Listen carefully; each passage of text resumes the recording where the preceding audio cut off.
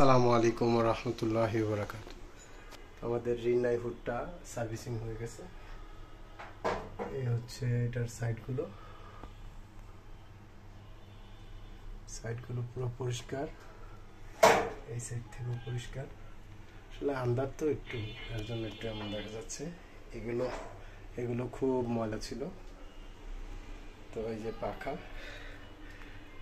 এটার পাখা, এই রিনাই হুডের এই পাখাটা এটা ক্লিয়ার। এটা হলো পাখার নাট, এই হচ্ছে মোটর, এইগুলো নাটগুলো, এটা একটা কভার।